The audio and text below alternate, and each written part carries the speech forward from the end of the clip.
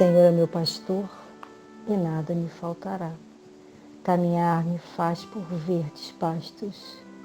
Guia-me mansamente em águas tranquilas, refrigera minha alma.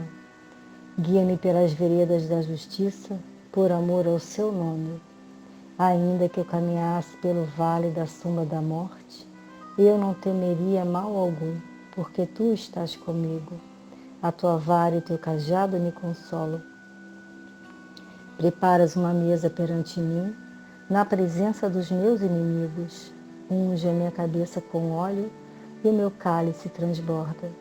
Certamente que a bondade e a misericórdia me seguirão todos os dias da minha vida, e eu habitarei a casa do Senhor por longos dias. O Senhor é o meu pastor, e nada me faltará. Oração nossa. Senhor, ensina-nos a orar sem esquecer o trabalho, a dar sem olhar a quem, a servir sem perguntar até quando, a sofrer sem magoar seja quem for, a progredir sem perder a simplicidade, a semear o bem sem pensar nos resultados, a desculpar sem condições, a marchar para frente sem contar os obstáculos, a ver sem malícia, a escutar sem corromper os assuntos, a falar sem ferir, a compreender o próximo sem exigir entendimento, a respeitar os sentimentos sem reclamar consideração, a dar o melhor de nós, além da execução do próprio dever, sem cobrar taxas de reconhecimento. Senhor, fortalece em nós a paciência para com as dificuldades dos outros, assim como precisamos da paciência dos outros para com as nossas próprias dificuldades. Ajuda-nos para que a ninguém façamos aquilo que não desejamos para nós.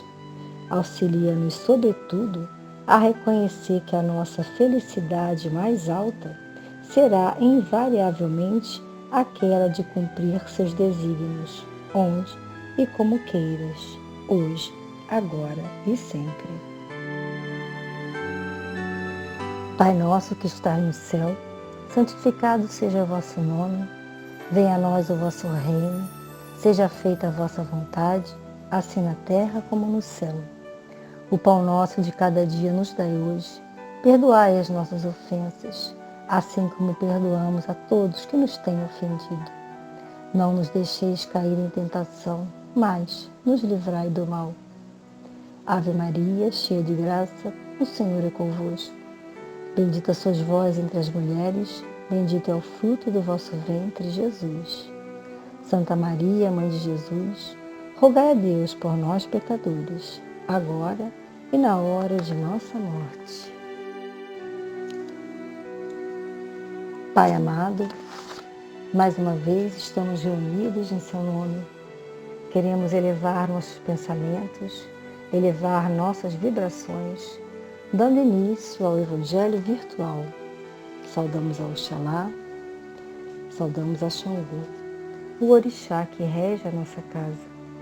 Saudamos ao nosso guia-mestre, nosso Pai Tupinambá, rogando que nos proteja e nos oriente sempre. Saudamos a todos os orixás da nossa casa.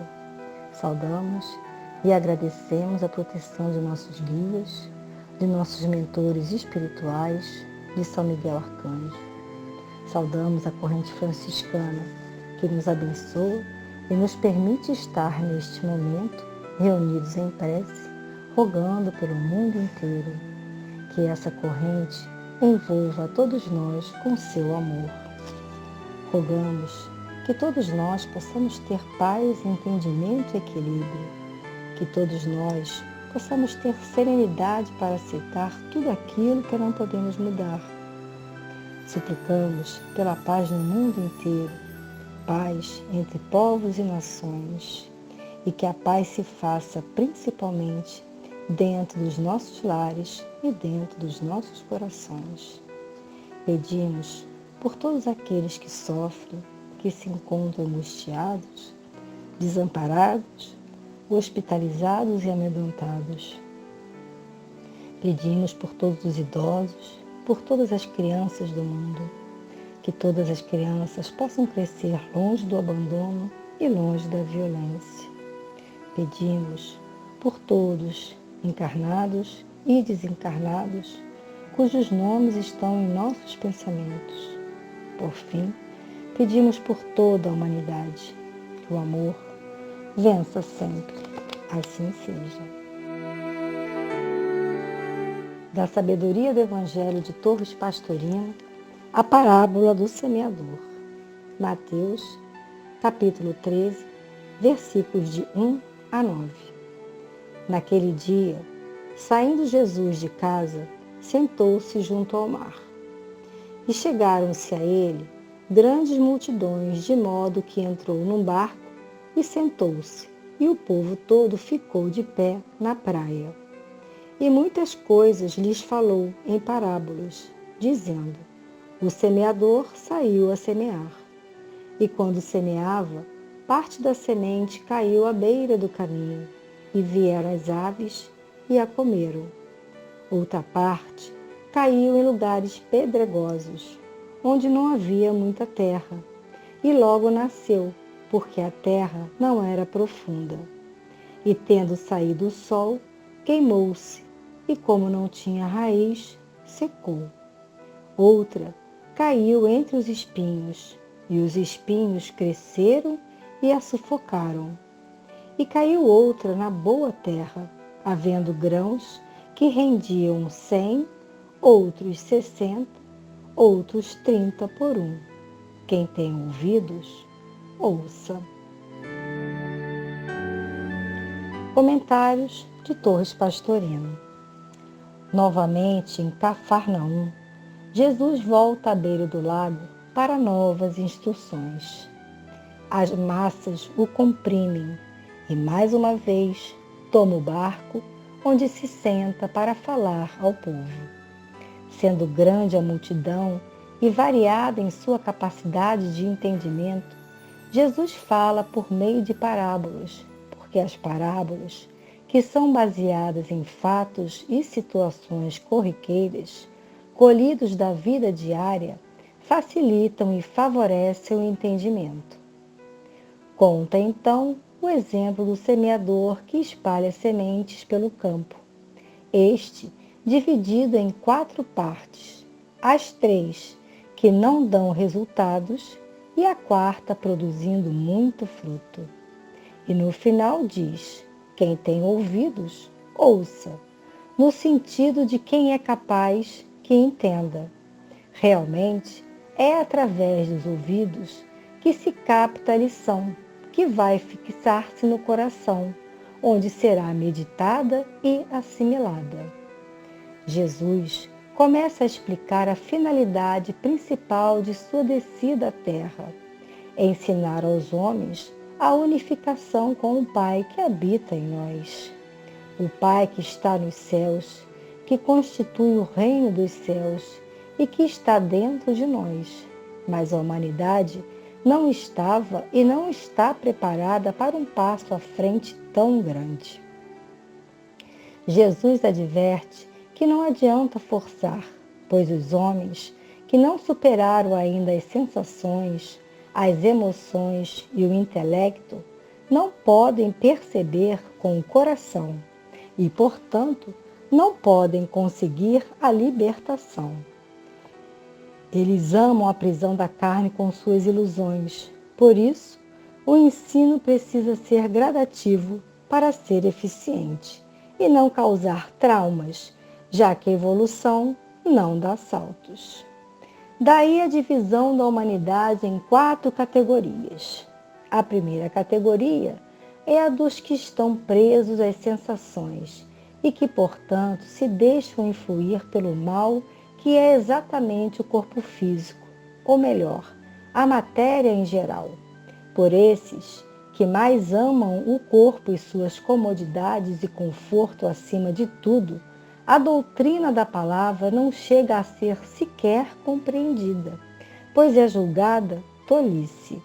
Estão totalmente enterrados na matéria, com o espírito extremamente ainda materializado. A segunda categoria é a dos que vivem presos às emoções, e é nesse setor que se inclui a maioria esmagadora da humanidade. Deixam-se levar pelo gosto e desgosto, pelo prazer e desprazer, pela simpatia e antipatia, pelo amor e pelo ódio, pela alegria e pela dor, encontrando muitas pedras na estrada da vida. Esses recebem a palavra com alegria, mas quando sofrem os embates da própria vida, os sofrimentos e as ingratidões, ou seja, quando tropeçam nas pedras, se escandalizam e desistem. Retrocedem amedrontados, porque julgam que, uma vez na estrada certa, o sofrimento e as pedras do caminho deveriam ser retirados para que sua jornada fosse de rosas. Acham-se com direito a certos privilégios. A raiz deles é pequena e frágil. Qualquer contrariedade maior é considerada falta de consideração divina e é motivo suficiente para afastá-los do espiritualismo. A terceira categoria é a daqueles que já se encontram com o intelecto mais desenvolvido e, portanto, apresentam certo domínio sobre as emoções, embora estas ainda tenham bastante influência nas suas decisões. Ocorre, então, que vivem entre espinheiros que são constituídos pelos cuidados e preocupações com a vida material, pela ilusão das riquezas, pela cobiça de tantas outras coisas transitórias, que são verdadeiras ilusões. Esses ouvem e até gostam da palavra, chegam mesmo a compreender a doutrina e a importância da unificação com o Pai, mas não podem fazê-las frutificar, porque estão muito ocupados com suas atividades terrenas. A frase mais comum desse grupo de pessoas é: não tenho tempo. E tudo que ouvem e aprendem fica infrutífero. A quarta categoria é a daqueles que já iniciaram na senda, ouvem a palavra, aceitam a palavra e querem viver a palavra. Para isso, buscam perceber a presença e a ação de sua individualidade. Sabem distinguir entre a realidade do espírito e a ilusão da matéria. Compreendem a necessidade de dedicar algum tempo de sua vida às orações e às meditações. E quanto mais se aprofundam no espiritualismo, mais se aproximam dos mistérios e dos segredos do reino dos céus.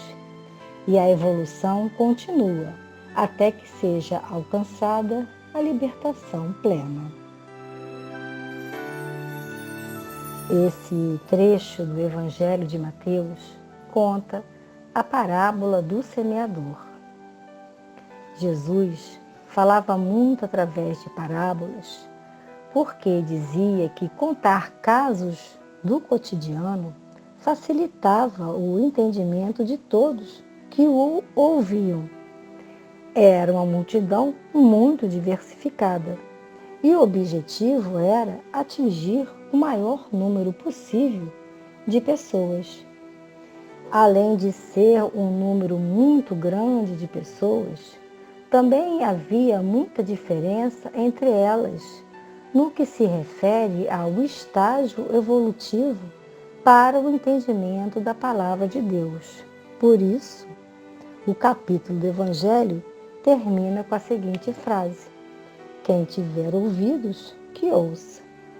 Primeiro, porque a única maneira de conhecer a palavra de Deus era através dos ouvidos. Não existia leitura do Evangelho naquela época.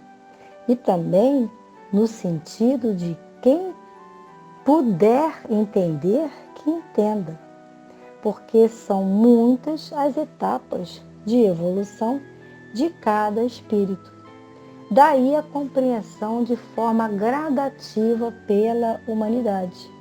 Dependendo da sua evolução, o seu entendimento seria um ou outro, de acordo com a proporção da evolução de cada ser humano.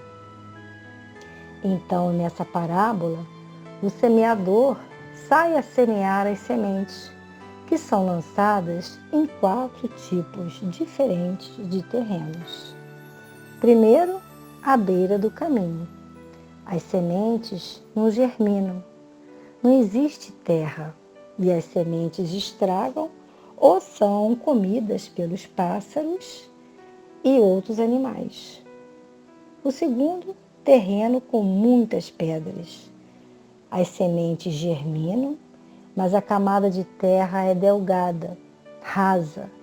Daí as raízes são pequenas e fracas e tombam com qualquer pedra que cai ou qualquer vento que bata.